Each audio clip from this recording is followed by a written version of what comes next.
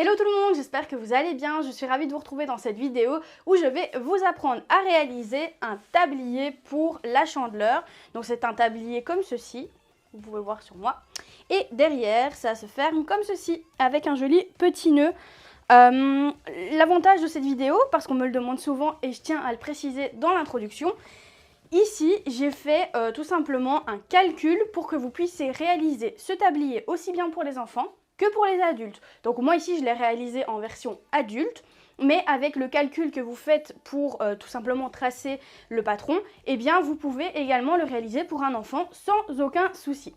Comme vous avez pu le voir, j'ai utilisé sur mon tablier un gros ruban. Vous n'êtes pas obligé d'utiliser un ruban, vous pouvez également tout simplement faire vous-même les attaches, enfin l'attache du moins. Moi je voulais utiliser un ruban parce que je trouvais ça plus joli, un peu satiné comme ça, mais voilà, vous n'êtes pas obligé. De toute façon, sur la petite photo qui va suivre, vous avez les mesures à utiliser tout simplement pour réaliser ce petit tablier. Et pour la poche, au niveau des mesures, c'est une poche qui fait 30 cm de large sur 25 cm de haut. Si vous souhaitez la rajouter, c'est facultatif, c'est pas du tout obligatoire. Donc voilà, je suis pas plus longue, je vous laisse directement avec le matériel et la pratique, c'est parti! Vous allez avoir besoin d'une craie, vous allez également avoir besoin d'une équerre et d'un mètre ruban, des épingles, de gros rubans ou un ruban que vous ferez vous-même dans votre tissu et du tissu.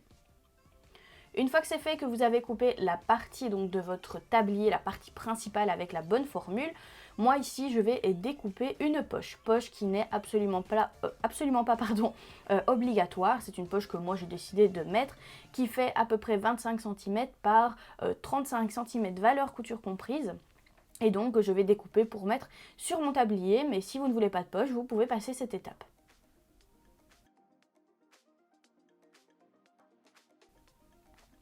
On a donc une poche, pour ceux qui la veulent, deux rubans de 1 mètre et on a notre tablier adapté à notre corps en fonction de nos mesures.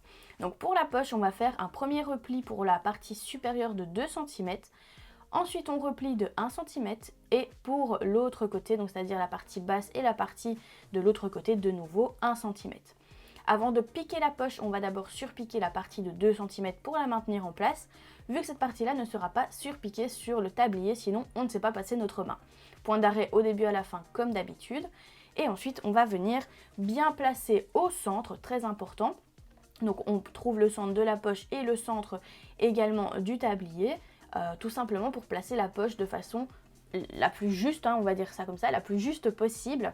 Donc là, moi, j'ai mon centre de ma poche, je vais prendre mon centre de mon tablier et je vais superposer les deux centres, épingler et venir surpiquer ma poche sur mon tablier. Encore une fois, on fait bien attention, la partie qu'on vient de surpiquer en amont où il y avait les 2 cm de valeur couture, il ne faut pas la piquer, sinon on ne saura pas rentrer tout simplement notre main.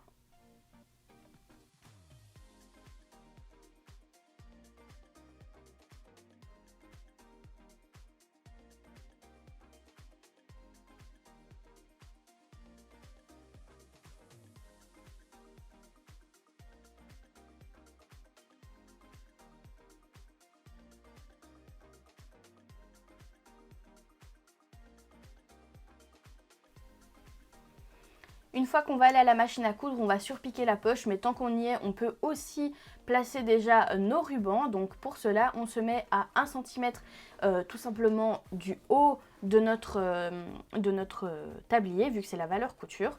Et on va venir placer les rubans à droite comme à gauche, endroit contre endroit.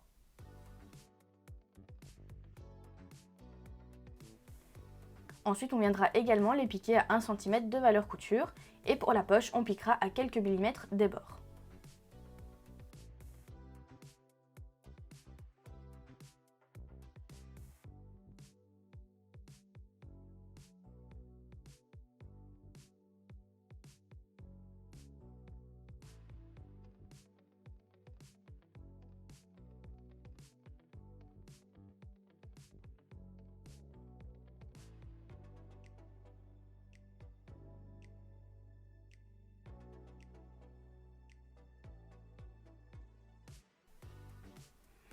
Alors je surpique ma poche comme on surpique par exemple les poches arrière de jeans avec un petit triangle pour renforcer tout simplement la couture d'angle pour pas que ça se déchire avec le temps. Bien entendu, vous n'êtes pas obligé, si vous ne vous sentez pas à l'aise avec ce genre de couture, il n'y a aucun problème, vous pouvez la faire tout à fait normalement.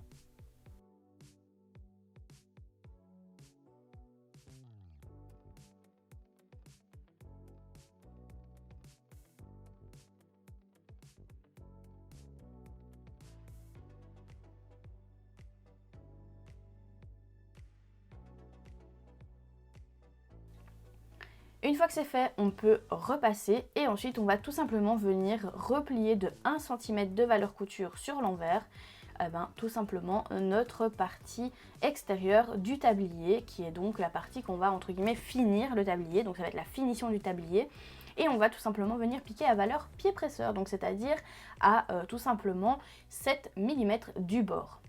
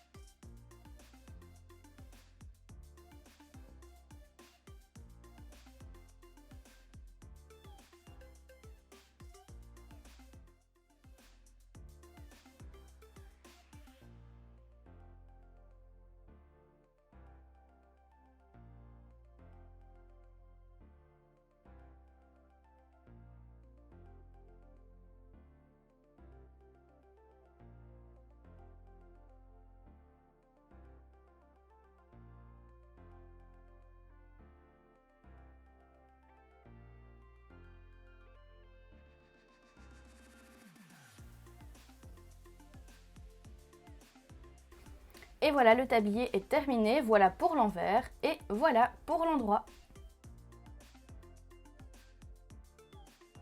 Et voilà, cette vidéo touche à sa fin, j'espère vraiment qu'elle vous a plu.